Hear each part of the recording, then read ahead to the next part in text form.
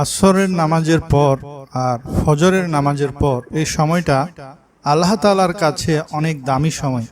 এই সময় 3 মিনিটের আমলটি করেন তাহলে আপনার জন্য কতগুলি নিয়ামত, কতগুলো পুরস্কার জানলে আপনি হতবাক হয়ে যাবেন। আল্লাহ তাআলা নিজেই ওয়াদা করেছেন আপনার উপর আল্লাহর রহমত নাজিল হবে, ফেরেশতারা আপনার জন্য রহমতের দোয়া করবেন, সব ধরনের অন্ধকার থেকে, দুঃখ থেকে, বিপদ থেকে, অভাব দারিদ্রতা থেকে, শত্রুর অনিষ্ট থেকে, দুনিয়ার যত ধরনের ক্ষতি আছে সব ধরনের ক্ষতি থেকে আল্লাহ রব্বুল আলামিন আলোর পথ দেখাবেন। সবশেষে জান্নাতে আল্লাহর দিদার নসিব হবে, সেখানে সালাম আদান প্রদান হবে এবং আরও রয়েছে সম্মানজনক পুরস্কার। 3 মিনিটের আমলটি হাজার, কোটি, মিলিয়ন, বিলিয়ন ডলার থেকেও দামি। আশা করি শেষ পর্যন্ত মনোযোগ দিয়ে শুনে আমলটি বুঝে নেবেন।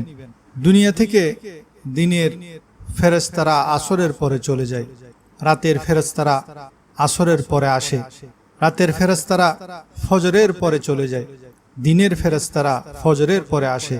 প্রতিদিন আমার জন্য, আপনার জন্য দিনে 70,000 ফেরেশতা নাজিল হয়, রাতে 70,000 ফেরেশতা নাজিল হয়। যে ফেরেশতা আজকে আপনার জন্য ডিউটি করছে তারা আগে কখনো ডিউটি করে নাই, কিয়ামত পর্যন্ত আর কখনো ডিউটি করবে না। এবার চিন্তা করুন, এই ফেরেশতারা কত হাজার বছর ধরে অপেক্ষায় ছিল আজকের ডিউটির জন্য। এদেরকে বানানোর পর আল্লাহ তাআলা যেন একটা চিরকুট লিখে দিয়েছেন, 2023 সালের সেপ্টেম্বর মাসে তোমার ডিউটি, 1445 হিজরি সফর মাসের 25 তারিখ তোমার ডিউটি। এই ডিউটির কাগজটা নিয়ে সে অপেক্ষায় ছিল হাজার হাজার বছর। আজকে যখন তাদের ডিউটির দিন এসেছে তারা কি পরিমাণ খুশি হয়েছে চিন্তা করুন। তারা খুশি এই কারণে যে এই দিনের জন্যই তাদেরকে বানানো হয়েছিল।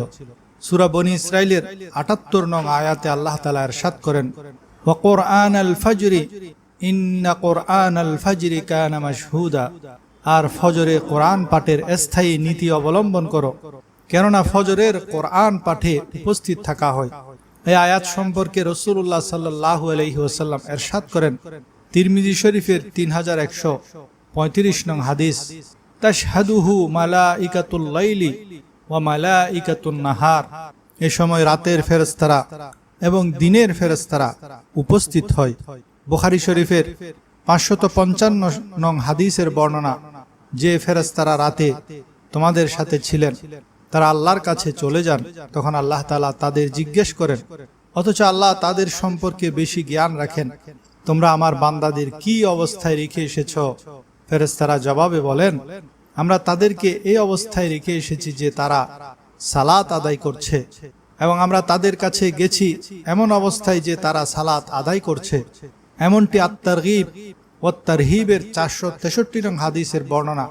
তখন ফেরেশতারা আল্লাহর কাছে ফরিয়াদ করেন, হে আল্লাহ, তুমি কিয়ামতের দিন তাদেরকে ক্ষমা করে দিও। সেজন্য সকাল সন্ধ্যার সময় খুবই দামি সময়, বিশেষ করে নামাজের মধ্যে ফজর ও আসরের নামাজ খুবই দামি। সূরা বাকারার 238 নং আয়াতে আল্লাহ তাআলা বলেন, হাফিজু আলাস সালাওয়াতি ওয়াস সালাতিল উসতা ওয়া কুমু লিল্লাহি কানিতিন। সমস্ত নামাজের প্রতি যত্নবান হও, বিশেষ করে মধ্যবর্তী নামাজের ব্যাপারে, আর আল্লাহর সামনে একান্ত আদবের সাথে দাঁড়াও। অতএব ফজরের নামাজ ও আসরের নামাজ জামাতের সাথে অবশ্যই অবশ্যই পড়বেন। তারপর ফজরের পর বসে বসে কোরআন তেলাওয়াত করবেন, জিকির আজকার করবেন। যারা ফজরের পর ও আসরের পর জিকির করে তাদের জন্য সূরা আহজাবের 41 থেকে 44 নং আয়াতে কি কি সুসংবাদ দিয়েছেন জানলে অবাক হবেন। আল্লাহ তাআলা বলেন, ইয়া আইয়ুহাল্লাযীনা আমানু যকুরুল্লাহা যিকরান কাসীরা। মুমিনগণ, তোমরা আল্লাহকে অধিক পরিমাণে স্মরণ করো।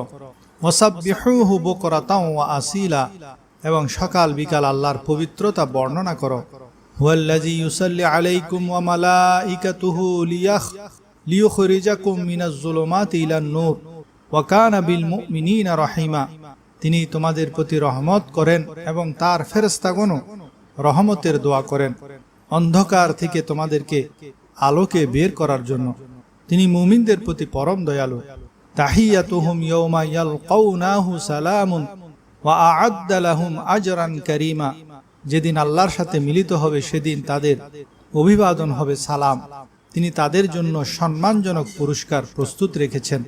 দেখুন, যদি সকাল সন্ধ্যায় কোরআন তেলাওয়াত করেন, মাসনুন দোয়া ও জিকির সমূহ করেন, তাহলে আপনার জন্য কতগুলি পুরস্কার। নাম্বার 1, আপনার উপর আল্লাহর রহমত নাজিল হবে।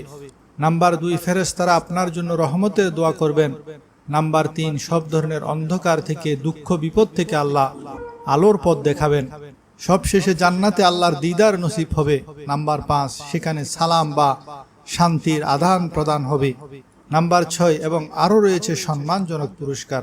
সুতরাং যত বেশি নেকি, যত বেশি জিকিরের আমল, যত বেশি কোরআন তেলাওয়াতের আমল উপরে উঠবে, তত বেশি রহমত নাজিল হবে।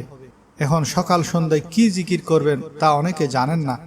আমি সংক্ষেপে মাসনুন আমলগুলি বলে দিচ্ছি। ফজরের পর 3 বার সূরা ইখলাস, 3 বার সূরা ফালাক, 3 বার সূরা নাস পড়বেন। সন্ধ্যায় তথা মাগরিবের পরও একই আমল করবেন। আর জোহর, আসর, এশারের পর এই 3টি সূরা একবার করে পড়বেন। এই 3টি সূরা দুনিয়ার সকল বিপদ আপদ থেকে রক্ষা কবচ। এটি আবু দাউদ শরীফের 1523 এবং তিরমিজি শরীফের 3575 নং হাদিসের বর্ণনা।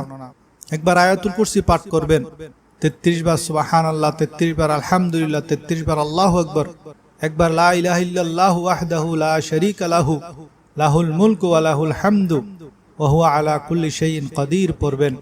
এই তাসবিহ পড়ার সাথে সাথে সমুদ্রের ফেনা পরিমাণ গুনাহ থাকলেও তা আল্লাহ তাআলা ক্ষমা করে দিবেন।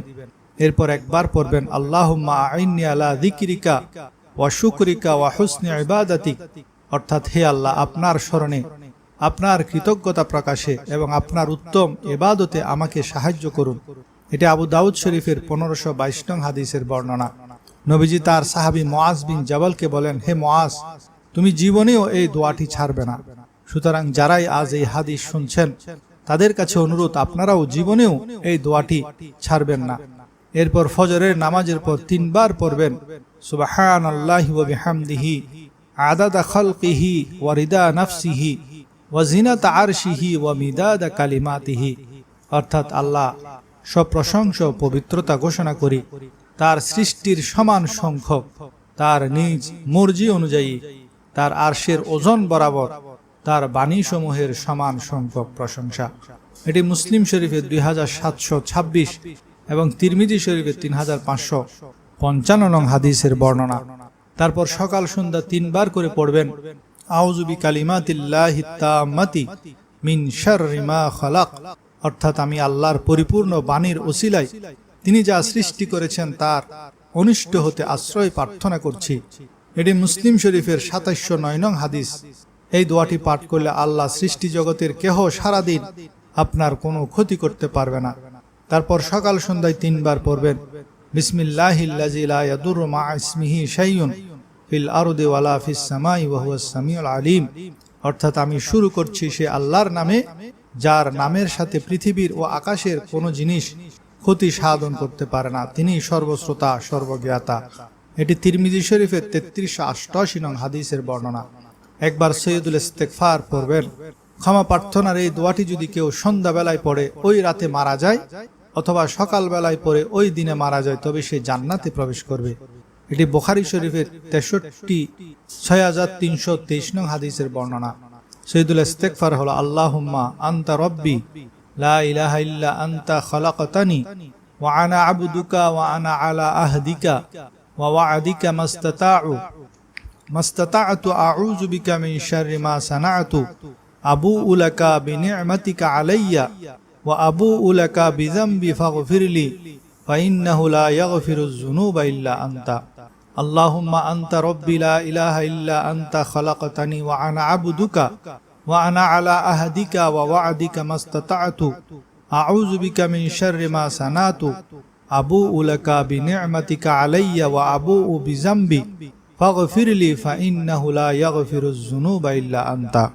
আল্লাহ তাআলা আমাদেরকে সকাল সন্ধ্যায় বেশি বেশি জিকির, আজকার, দোয়া, দরুদ পাঠ করার তৌফিক দান করুন। আমিন।